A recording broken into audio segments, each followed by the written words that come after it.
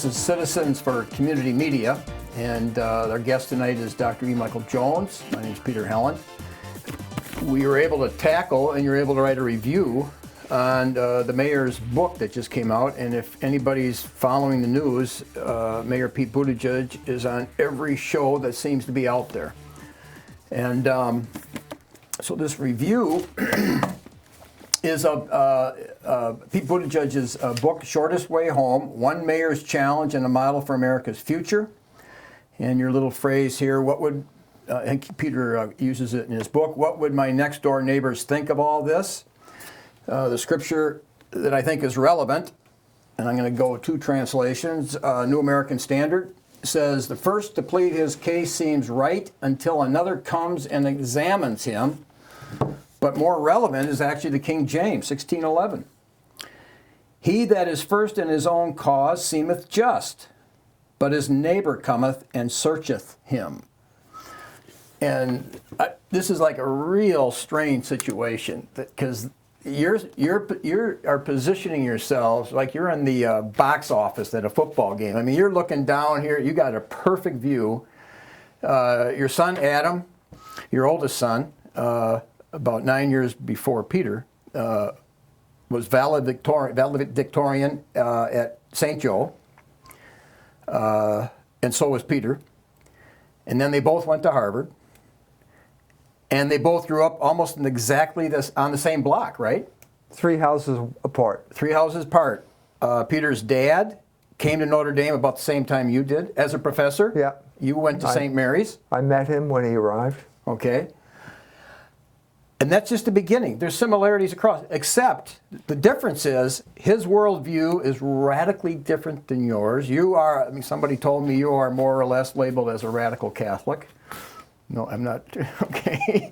And he's a radical Gramscian or, I want to say cultural Marxist, but maybe that's not accurate, but he's more in that field. Peter describes him as a non-religious, or he's just simply a non-believer. Hard to say what goes with his worldview. Yeah, yeah. Why is all this relevant? Why are we talking about all this? This is a man who in South Bend, Indiana, has decided to go on. He's going to run. He's going to go directly from being mayor of South Bend to being the first gay president of the United States of America. And so it is such an implausible thought that you wonder, how could anyone take it seriously? And then you realize we could just list all of the top tier talk shows that he's on, all of the people who are anybody in this talk show world are all having him on so they can flog his book and take seriously this audacious plan of his. Okay, but what is the plan?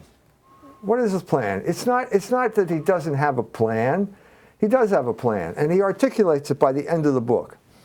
Okay, his magic formula is practical leadership guided by progressive values. So there are 2 parts to it, and obviously, the beginning part of this book is to establish his credentials as a local guy. He goes out of his way to talk about himself as the local homegrown guy in South Bend, Indiana. But then he goes on and he makes good, and he ends up at Harvard University. And so these are the 2 poles of his life. He's the guy who made it good from South Bend, made it out of South Bend, made it to Harvard, which is the formula for success in this world, and then he comes back to South Bend. That's the big plan. So there's he's trying to unite the universal and the particular here, the big world and the little world, and he talks about how interested he is in both of these worlds. So he goes to Harvard and he talks about going to Holworthy Hall, where he spent his freshman year, and talked about how this was a window onto history, and how all of the famous people who lived in Holworthy Hall, like Ulysses S. Grant. And I'm reading this, and I'm thinking, I think I get the picture. But wait a minute, there's a part of this that you're not mentioning. My son grew up 3 houses down from this guy. He went to St. Joe High School, as you mentioned. They were both valedictorians at St. Joe High School. And then they both went to Harvard. And it turns out they both lived in the same dorm. And he tells us in the story of how he's at Harvard, how he was really interested in those people when he was in South Bend, those guys who went to Harvard, because remembered one of the valedictorians didn't make it into Harvard. When he was walking through the corridors of St. Joe High School, he saw pictures of my son, because his picture was on the wall of fame there as one of the valedictorians. So the question is, why didn't you link up with Adam? Why did this not happen? And I think I'm puzzling over this thing, and I remembered back to a time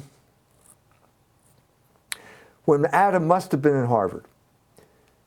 And I, at that time of my life, was trying to get back into jogging.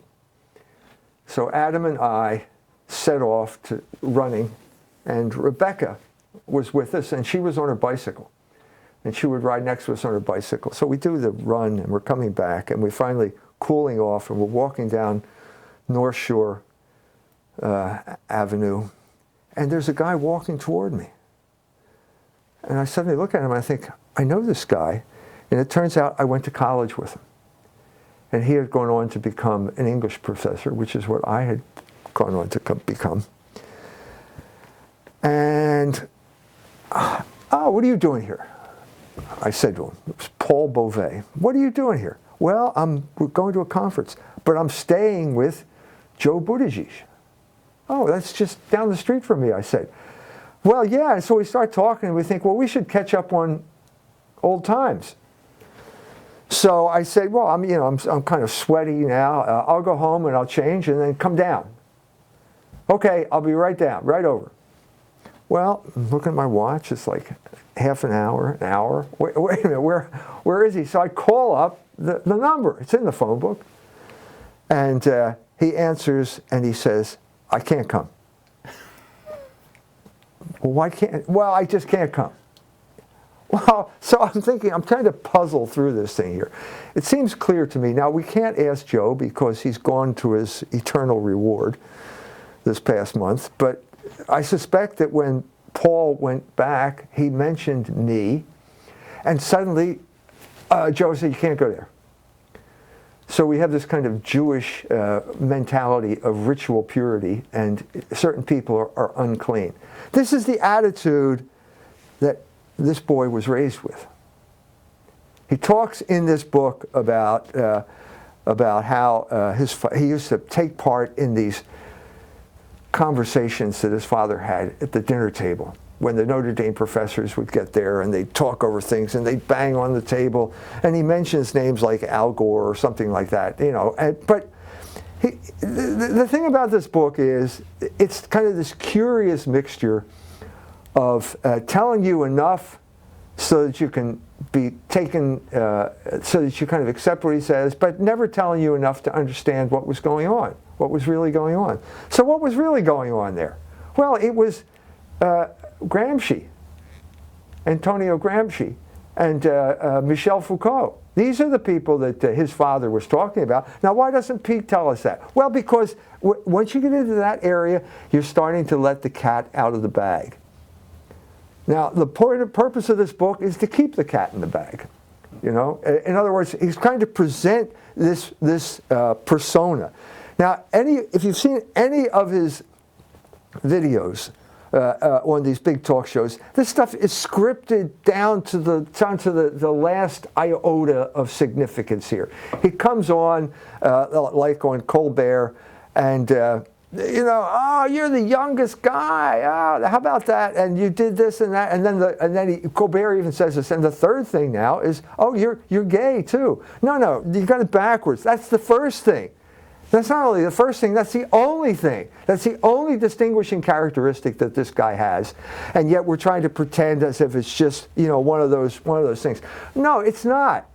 It's not. It is and the point, in many ways, he never should have written this book. Because you can't write a book and, in a sense, not tell the truth, even when you're intending to lie. And that is the kind of mendacity that you find in this book.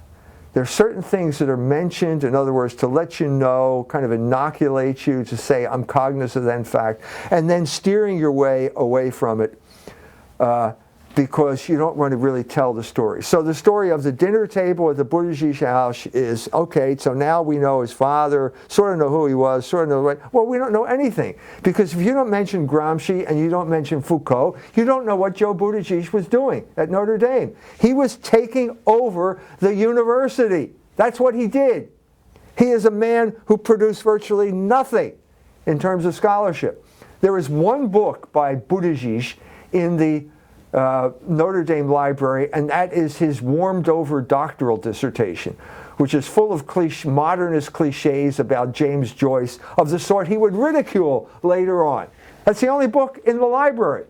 I don't know why they would, and maybe he's hiding them somewhere else, but I suspect he didn't write any books. Well, how did he get to an endowed chair? How do you get to an endowed chair at a place like Notre Dame without writing anything? Well, it's called academic scheming.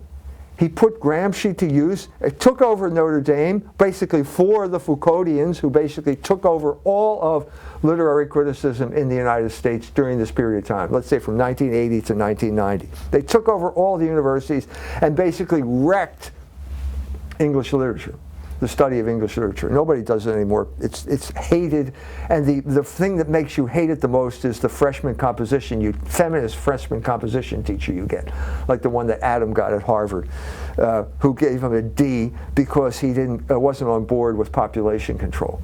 This is the type of hateful mind control that, this is what he was doing, this is the way Pete was raised, and this is the lesson that he learned.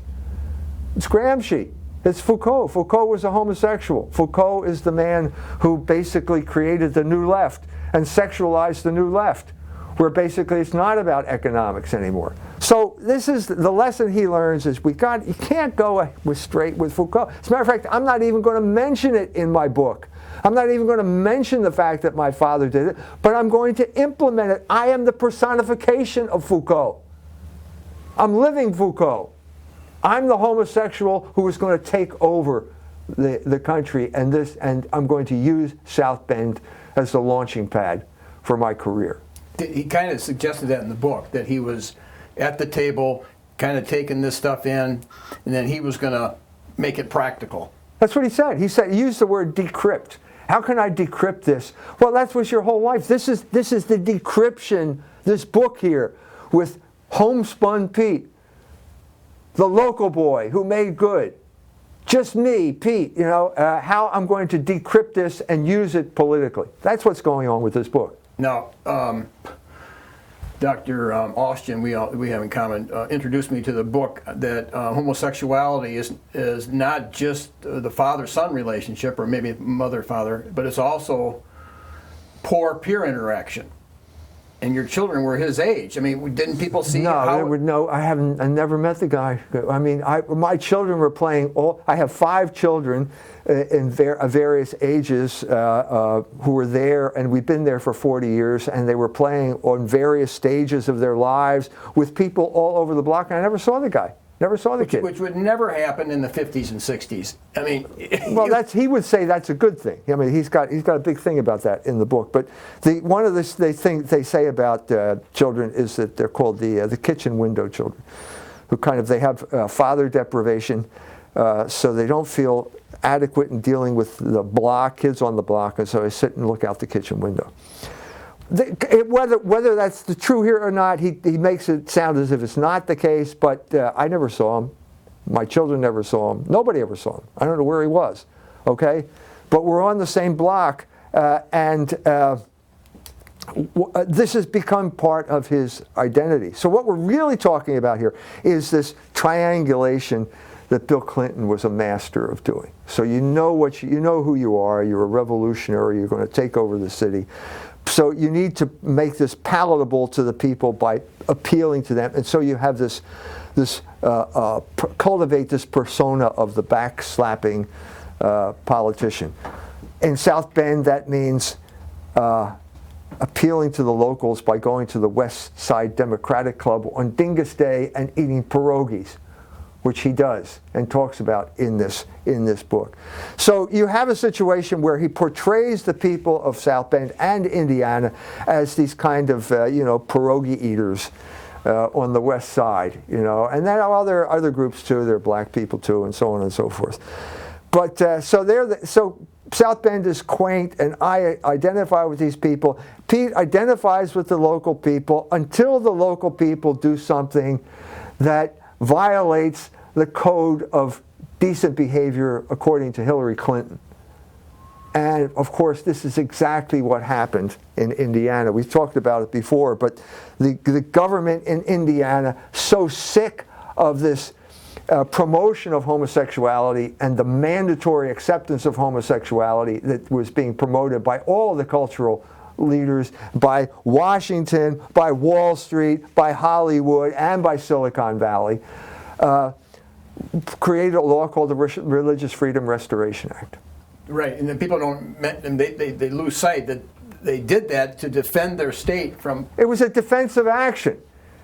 It's complete, so it had a big effect on Pete. He's mayor by now, okay, and this breaks out, and he causes him he's upset.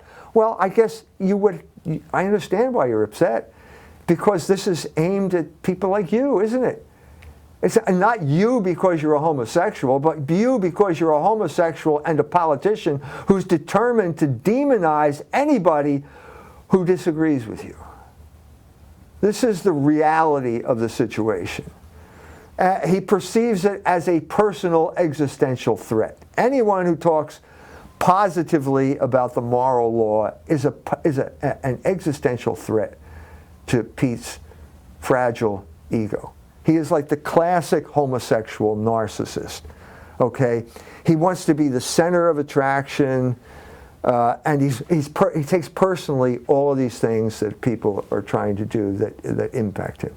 So he talks about the Trump rally he describes it as an edgy party where violence could break out at any minute, so I have the SWAT team there just in case. That's a direct quote from his book.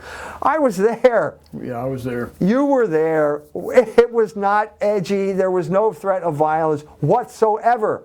No, they waited like 2 hours or something. I had to stand with these poor Hoosier constituents who had been abandoned by both parties. We stood there patiently for 2 hours, not a threat of anything remotely called violence. No, the guy I was talking to had been there since 11. So where did this threat come from, Pete? It's your ego that's threatened. It's your conscience that's threatened.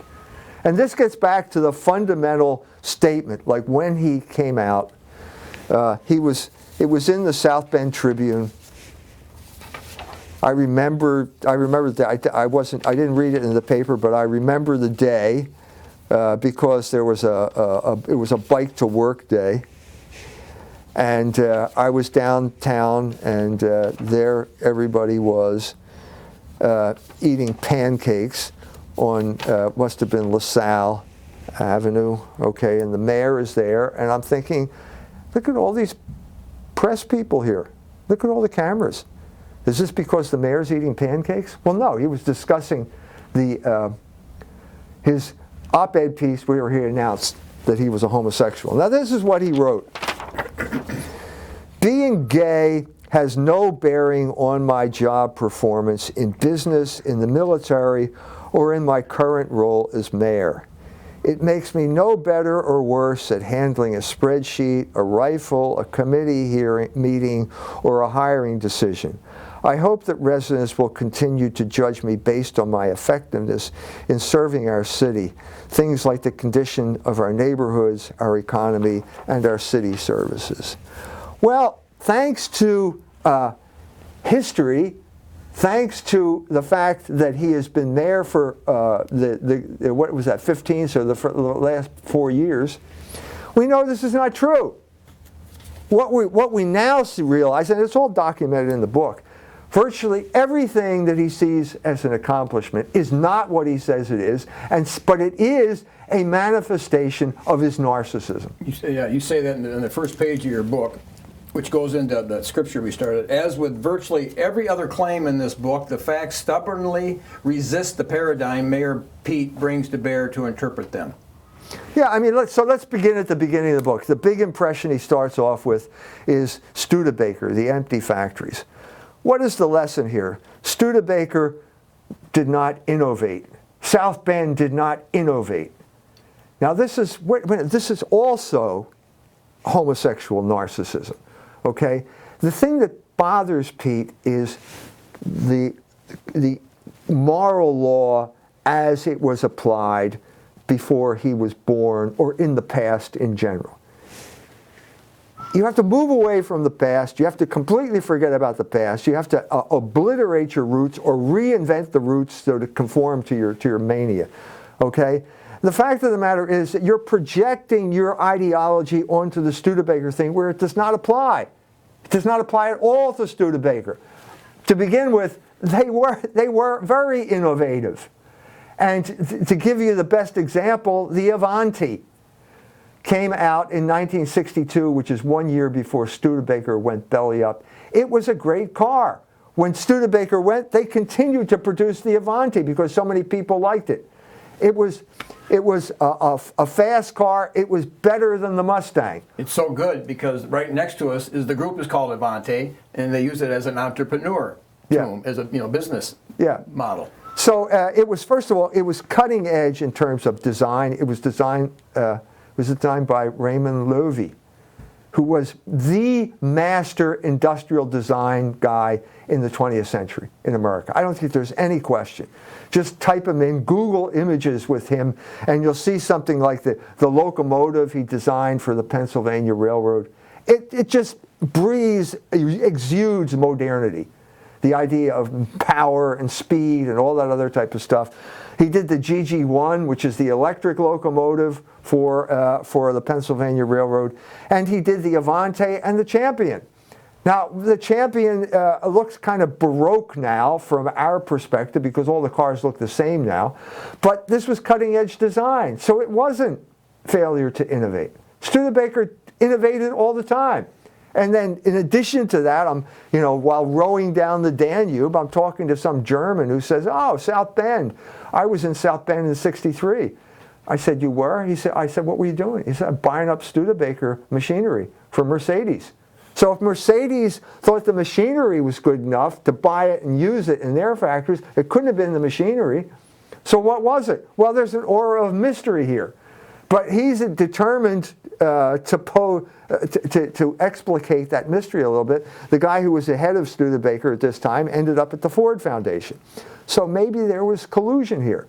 But that's not part of his vocabulary. The people in South Bend were bad people. Now, I love South Bend, he keeps saying this, but there's this good cop, bad cop, all in the same person here.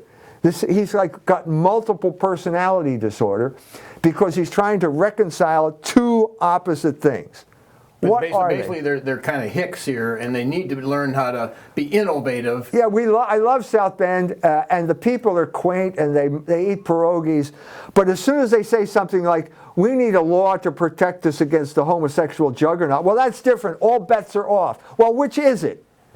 Now, which is it? Do you believe in popular sovereignty? Do you believe in the democratic process? Do you believe in the government that we actually have here in South Bend, Indiana, as an expression of the will of the people? Yes or no? Well, if yes, then you should accept the fact that they passed a law protecting them from homosexual revolutionaries. He's not going to accept it because his dad believes in the transvaluation of values, and he picked it up. So there's a double game going on here.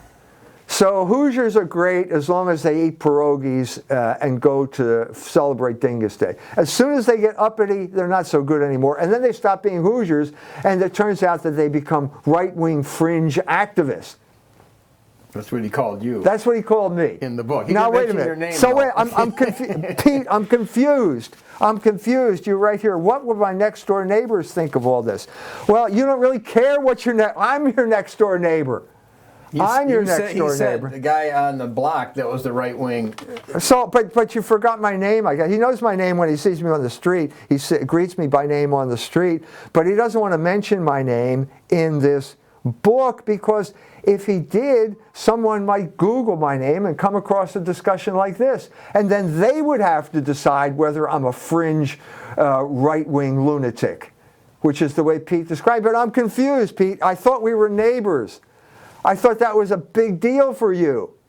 Well, is it or isn't it? And not only are we neighbors, but my son went to Harvard and lived in the same dorm you did at Harvard. Doesn't that allow us to bond a little bit? Well, the answer is no. Hold it here. Notre Dame alumni? That's what it's all about. No. So what's the real story here? Well, the other part of the equation is progressive values. And what you see here is whenever it comes to local sovereignty or progressive values always trump local sovereignty, which brings us to the final explanation of what he's really doing. He's a stooge of the oligarchs. He's been anointed. You go to oligarchic institutions like Harvard and Oxford and McKinsey and the Navy and all of these things, and then you're anointed by these people. The oligarchs trust you. And they're going to trust you to basically go to Indiana and keep the natives in line. Or conversely, if you can say to the oligarchs, look, I can play it both ways. I can give the public impression that I'm for the local guy and the little guy in South Bend at the same time that I'm imposing your values upon them. They'll say, that's great, Pete. That's exactly what we want. Here's some money. And what you're seeing is money talking right now. Money coming to South Bend. Money, no, I'm talking about money talking. The PR firm that he has hired does not come cheap. And the fact of the matter is that all of these things, the PR firm has arranged all of these puff piece articles and all of these talk show appearances. Yeah, because on my phone it's just one thing after another. I know. So it's clear that you have the anointing of the oligarchs. But Pete, that's the problem here. That's not the solution, that's the problem. And if you had been able to overcome your homosexual guilt feelings and your narcissistic taking everything personally, you might have learned something from that Trump rally. Because that was a genuine grassroots political movement. Now, Pete, if you were Trotsky, you would have jumped on that movement. If you had any political instincts, you would have jumped on that movement and you would have tried to lead that movement. Now you've decided the oligarchs are the people who pay my bills, so I'm here to control that movement, to demonize the very people that I say I represent. That is precisely the problem in American politics right now, and he is precisely a symptom of the problem. He is exactly the reason that all of those people voted for Trump. Because he does not represent the people of South Bend. He does not represent the people of Indiana. And the people of Indiana now know this, and he basically signed his own death warrant, political death warrant, by writing that book. The only way this man got elected was by subterfuge.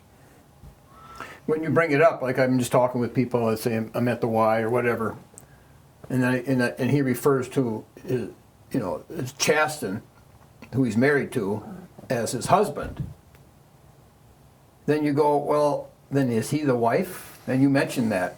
It's confusion. All you got to do is bring it up and just put it to bear on a person, and they kind of go, yeah, you're right. Yeah. He would never, the first election, it was a five-way race for the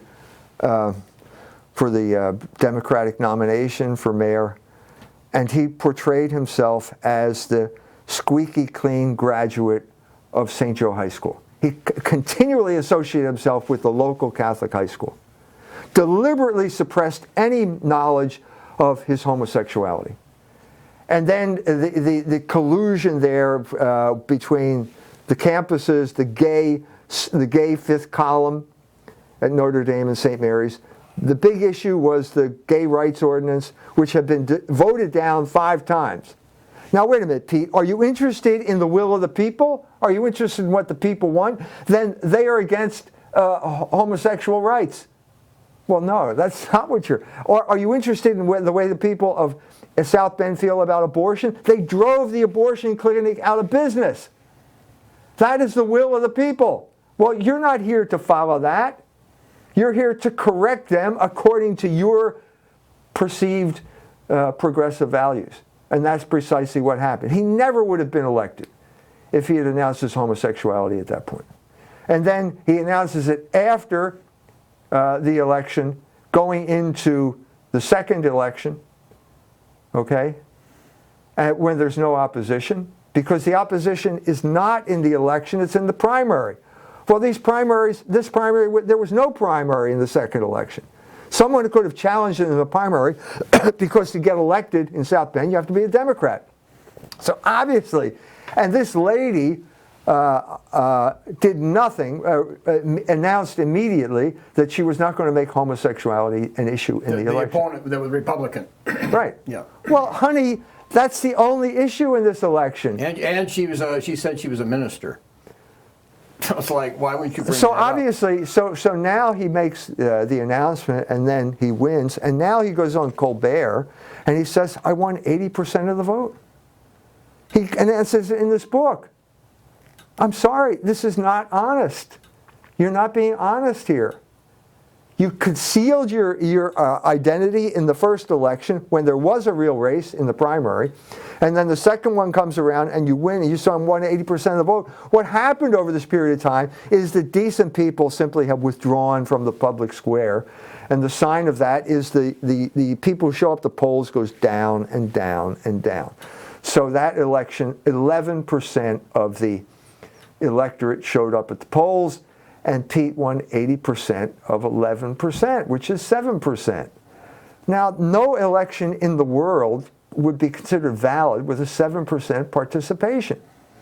So he obviously knows there is no following here for him among the people of Indiana. And now it's completely out of the question. He cannot get elected anywhere in Indiana. He can't get elected here now. I think that's the conclusion he came from, because he's not going to run. Well, the problem here is, so you're going to let's turn to where your real strong suit is, where you have your real constituency. I know. You can run for chairman of the Democratic National Committee. These are all committed Democrats. They're all on board with everything that you believe. Well, he can't get elected to that place either. That failed miserably, and so he's got an excuse for that. And so having failed at that, his first attempt to get out of South Bend, he's coming up with the second attempt to get out of South Bend, which means he's running for president, which is nothing but a complete homosexual, narcissistic fantasy. Because I have my friend that's out by Philly. He was sawing on TV. This is a friend I grew up with, kindergarten up. He called me and said, "Who is this guy?" I mean, he couldn't believe it. It's like, is this guy real? No, that's coming from somebody my age, 67. Of course, the millennials are kind of like buying it, but... Well, when he announced that he was a homosexual on Colbert, everybody cheered. Well, that's why Colbert is there. What is going on here now? What you're seeing is these people discrediting themselves. All of the people that used to be considered fixtures in your life, neutral fixtures like, I don't know, Johnny Carson, now they've all been replaced by political hacks whose job is to promote people like Buttigieg, because Buttigieg has been anointed by the oligarchs. So what is the bigger picture here? Okay, I think this is punishment for contraception, because South Bend did play a role Notre Dame certainly played a role in undermining the church's teaching on contraception. They didn't succeed, but Hesburgh certainly worked for it. Worked at it. Titus says they profess to know God, but by their actions they deny him. I mean, Romans 1 says when you keep denying God and don't put him in his proper place, God gives you over. So we're being punished now for the sin of contraception, and the punishment is rule, having this homosexual proconsul appointed by the oligarchs rule over us and basically tell us what we're allowed to think. But it goes into more than that. So he said, to get back to that statement I read, which is about, being gay has no bearing on my job. Well, I think it does. Because when he goes on to list all of his accomplishments, there's virtually no substance to any of them, but the one thing they have in common is that there's a kind of narcissistic aura about them. They're visible. Each of these things is basically a reflection on Pete Buttigieg. Okay, so the example would be, and I think this is the smart streets. Smart streets is one of his biggest accomplishments. Well, it's not quite that way, because even he hints that there is huge animosity toward the smart streets. Even he admits that in the book. Well, why? Well, what are smart streets? Okay, the South Bend was wrecked by the highway builders. They built 2 roads, 4-lane highways through the center of town, one going north, one going south, and basically they completely destroyed retail. It wasn't just that, but at the same time you've got malls being built out in Mishawaka, University Park Mall, and so that what you do is you ride as quickly as possible to the University Park Mall. Okay, that was wrong. Okay, well, Pete didn't really change all that. That's still the same configuration we're dealing with, but what he did was narrow it to basically from 4 lanes to 2 lanes. Well, it could have been 2 lanes going north and 2 lanes going south on the same street, but it's now 1 lane going north and 1 lane going south, and that's not adequate, because whenever there's traffic, like in the afternoon, there's traffic jams. So what is the net result of this? The people are avoiding South Bend. Mm-hmm. Everybody you talk to says, oh yeah, I go down this road now, I go around. Well, that's the exact opposite of what's supposed to bring about. You're supposed to go to South Bend and slow down and look, oh, there's a store, I'm going to stop and have a beer or something like that. Well, that's ridiculous, but it didn't happen. The justification for it was the space that was there in the traffic lanes was now in bike lanes. Well, I ride my bike every day. I have ridden my bike for 40 years now, every day into town, and I'm still the only guy riding my bike into town at 8 o'clock in the morning. Now I've got this huge sidewalk that I can ride on. Well, that's great, you know, that's good. Everything's fine with the bike lane until you get to an intersection. And if you had done a little research, you would know that intersections and bike lanes are the big problem throughout the world. That's a problem that needs to be solved. Why is that a problem? Well, because let's say I'm heading north on 31, what used to be 31, coming to on the bike lane, which is on the west side of the street. Okay, and I come to the light at Memorial Hospital. The people pull out of the parking lot from Memorial Hospital. They come to the light, it's red. They stop and they look north. I'm coming from the south. They never look south, mm-hmm. because traffic comes from the north. Mm-hmm. So they look north, nothing's coming, they pull out and they hit you. Or they almost hit you. So that's why intersections are more dangerous. There's no research into this, but it is a very visible project. Okay, he enjoys doing visible things that don't really make things that any better. Sometimes they make them worse. Okay, because he can point to them because there's an element of narcissism in this project. Do you think? Okay, when I was at Notre Dame, and I dropped out a couple of years, but through my junior year, I was majoring in psychology. 73. Now, while I was there, homosexuality was considered a mental illness, and in 73, as you know, for political reasons, they changed it. But it was always considered a mental illness. I mean, this, you called it psychological, pathological fantasy, homosexual narcissism, pathological narcissism. You use those words. Yeah. And you're saying there's a connection between even that. I'm saying you cannot claim that being a homosexual has no effect on your job as mayor. And the fact is that history has proven that that's wrong. Because everything you've done here is pretty much a function of your homosexual narcissism.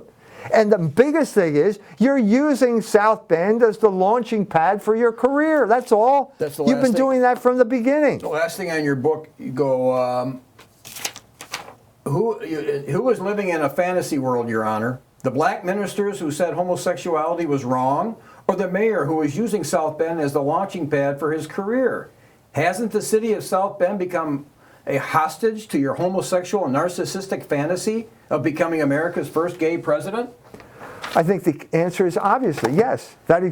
Everything that he's done here is basically part of the resume that's supposed to launch him into the stratosphere of American politics. Well, it hasn't worked so far. I don't see it working again. But we are the ones who are suffering from this. So, for example, the other big accomplishment, he automated trash collection. Well, no, that's not quite the way it was. Okay, we had trash, we have alleys behind our house. I live on the same block with them, alleys behind the house. That's where the trash cans were. The trash trucks came down the alley, and two generally black men got off, emptied the trash in, and they were gone like that. Like that. Yeah, they go.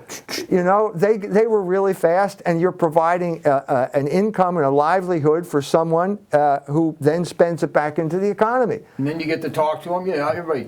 So that's part of what it means to be in South Bend. Well, no, that's not good enough. So the mayor tells us, well, the new trash trucks won't fit down the alley. Well, wait a minute. Why'd you buy them then if they're not going to fit down the alley? Well, because change is good.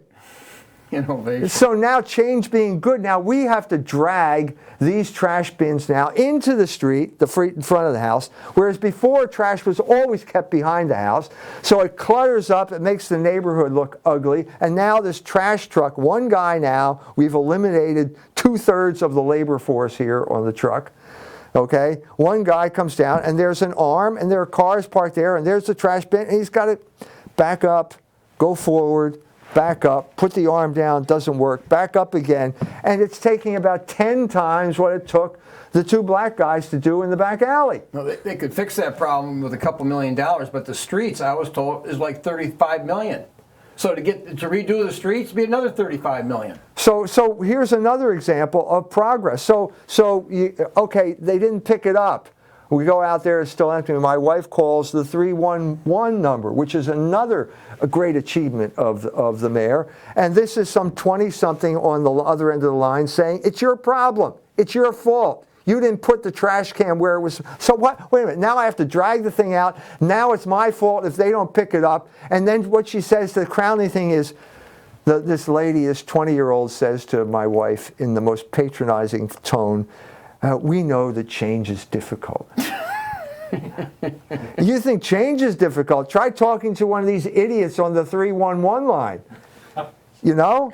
You think, so there again, we've got this, once more, this narcissistic fantasy because, wait a minute, because you don't understand the design of your own neighborhood.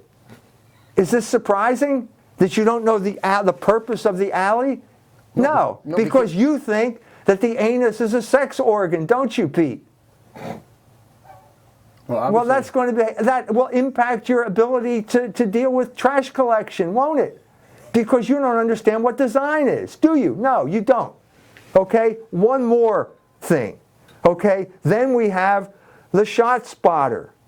Another achievement in here. This is a function of Pete coming in and basically antagonizing the entire black population of the city by firing the black police chief, then handing the search, taking completely out of South Bend, handing it over to some Israelification firm that are going to comes up with 3 candidates, and one of them is in Tajikistan.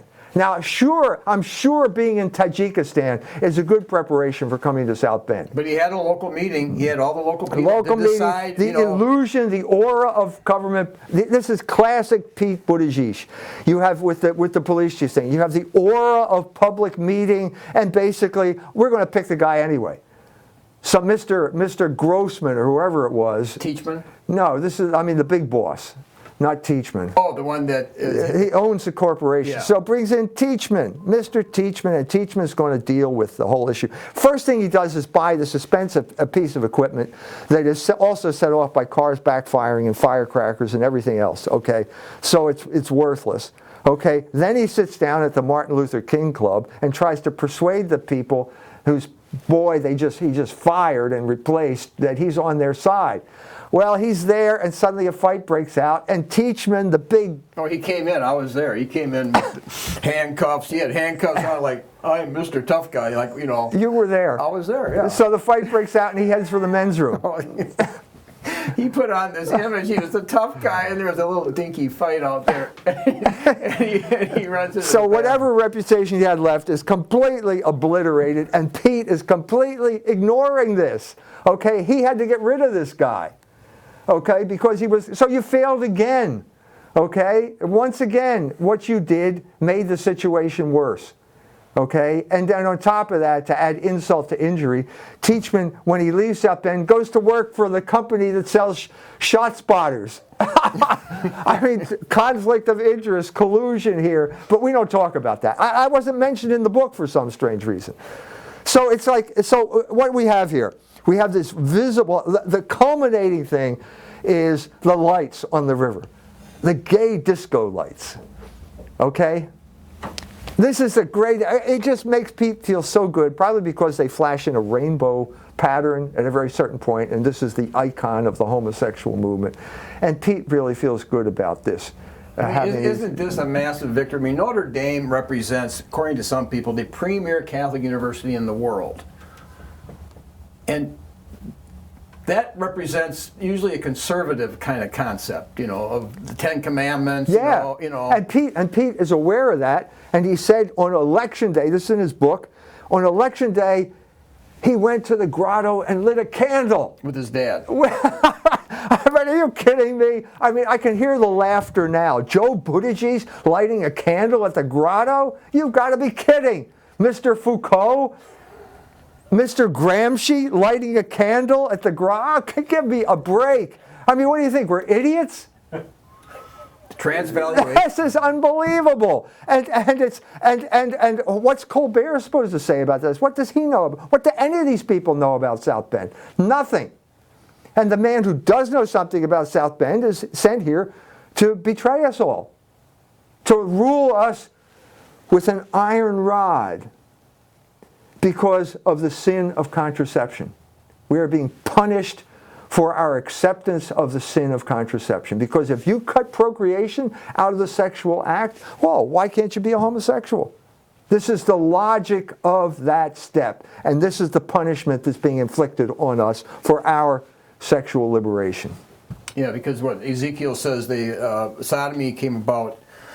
The sin of Sodom was fullness of pride and fullness of bread. So gluttony is misusing what food is for.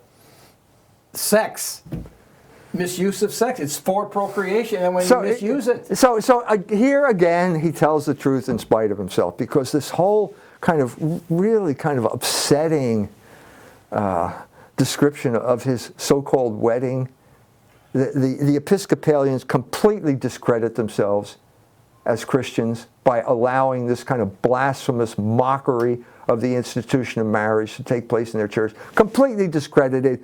The people, the priests I know, at that point they killed the ecumenical movement in South Bend, Indiana. Sorry, the Roman Catholic priests are not going to go to your Easter Day celebration anymore. If you think this is what religion is, we'll see you later, okay? But what is the bigger truth here? What is the bigger truth here? He's desperate to appear normal. Why are you so desperate to appear normal? Well, because you're abnormal. And the one thing that comes out through this whole disgusting rendition of his wedding is that you really would like to be normal like the rest of us, wouldn't you? You'd like to have a family, wouldn't you? That's what you said. Well, let me clue you in. You won't have a baby by having intercourse with your husband. I guarantee it. It's not going to happen. It's not going to happen. I know you probably didn't know this, but it's not going to happen. But here we are left with this kind of disgusting attempt. Once again, it's his conscience intruding into our lives. Kind of guy grabbing you by the collar. Remember, he's criticizing everyone else for being a fanatic. And yet he comes up to you and grabs you by the collar and says, I'm normal. I'm normal. And if you don't agree with me, you're going to be in trouble. But he comes from, his parents were both professors at Notre Dame. He's a manifestation of his parents. Yes. And he's a manifestation of two professors at Notre Dame. There is this really radical ambivalence that comes out in his relationship to his father. On the one hand, he admired the father because he basically came over as an immigrant from Malta and made it to the top of the heap at Notre Dame by channeling Gramsci and Foucault. And on the other hand, well, he's a homosexual. Well, what's the cause of homosexuality? It's father deprivation. He goes on to Phil Colbert and says, God made me this way. Don't blaspheme. Yeah, he was born that way. This is blasphemy to say that God could create evil. God cannot create evil. It was your father who's responsible for your homosexuality. Mm-hmm. It's father deprivation. Everybody knows that. It's suppressed, but everybody knows it. You can cure it if you can deal with the father deprivation. That's what reparation therapy. Had he played with all the children in the neighborhood and hung out with normal kids. So this is the tragedy here, is that he has internalized the commands of his oppressors in a much more radical way, in the most radical way possible, because he now identifies with his disease. I am my tumor. I am my sickness. I am my sin. This is who I am, and God made me that way, and he's just created a prison for himself that he will probably never But like you said, he's from. holding South Bend captive, but this whole nation's being held captive. That's right. And he's the agent who's holding South Bend captive. And all we can hope for is that there will be some type of consciousness of what it means. What is the meaning of homosexuality? What is the political meaning of it? It's a form of control. It should be obvious to everybody in the state of Indiana when watching Mark Benioff come in and overturn the law for for the homosexuals. The homosexuals are proxy warriors for the oligarchs. It's that simple. And he's one of their proxy warriors. And he's a prisoner of his own compulsions to boot, but okay, that's his problem. It's our problem. His problem is now our problem. See, he has a lot on Mike Pence. And Mike Pence, I just saw his daughter. I didn't know anything about Pence's children, but his daughter came on The View, and Buttigieg was on The View. And his daughter, Pence's daughter, is like this charming, beautiful girl. I mean, it's just like every father would, wow, if I could have a daughter like that.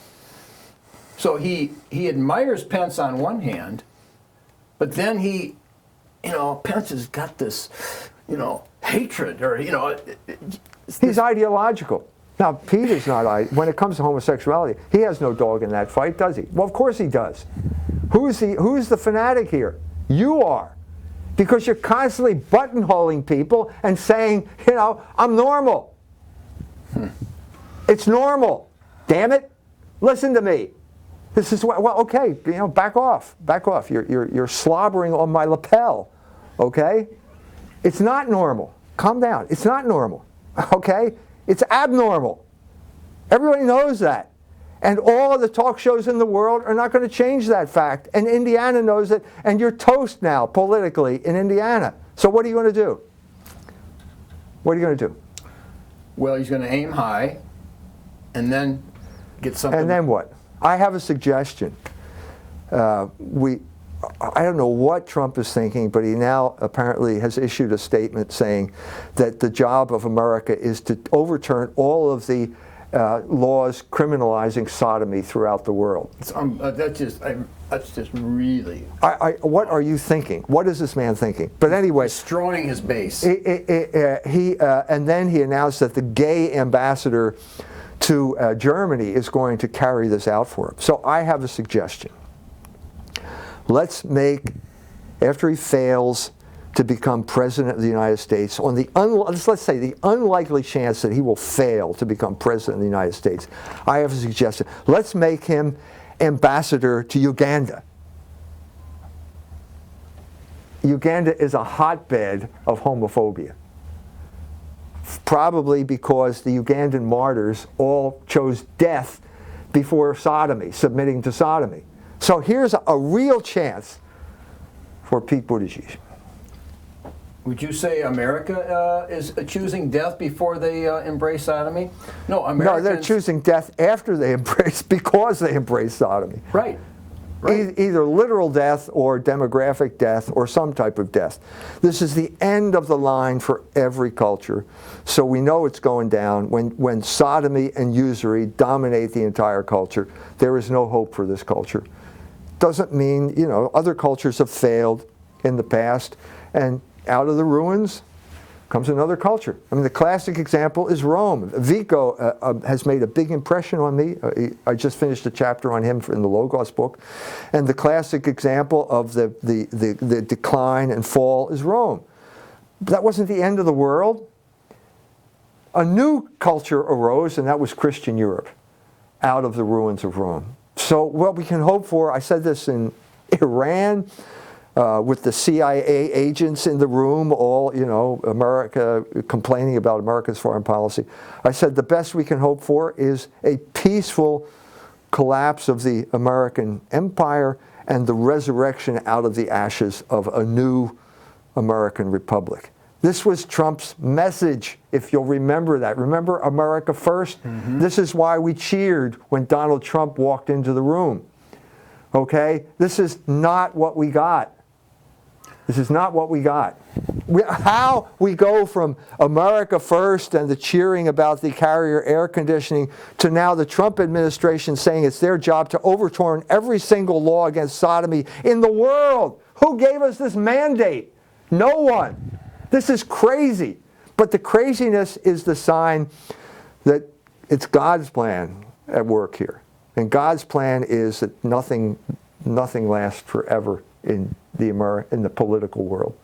And we have the rise and fall and ricorso, and we're back starting something else again. Yeah, I mean, the chance for repentance, I guess, is still there, but... The chance for repentance is real for every single individual. The unanswered question in Vico is it just as real for civilizations? And that's not clear. I mean, I read it and it's not clear. It's not clear whether this decline, this decadence is a sickness, in which case you can heal it and recover, or is it like death? Are we talking about the death of a culture? I think we're talking about the death of the American empire. We're watching it happen on a daily basis. Yeah, I think so. I think Dabney in the South would have said so. And some people say that once you're given over, Romans 1 describes it as being given over to homosexuality by God. So there's this fear then, wow, what's that mean? You know, is there a way back? Well, that's the big question. That's the big question. So, but in the meantime, we have to suffer through our mayor's narcissistic fantasies. We are accessories to his narcissism. We are South Bend, Indiana. That's what it is. That's what it is. And we choose not to be accessories. And you have a duty to object. You have a duty because if you don't warn the wicked, their blood is on you. And if you go along with it, you're like Ugandan people will say, well, you're submitting to the spirit of sodomy. They died resisting it. And if you go along with it, what would they say? What would the martyrs say? What would the church fathers say? But this is Citizens for Community Media.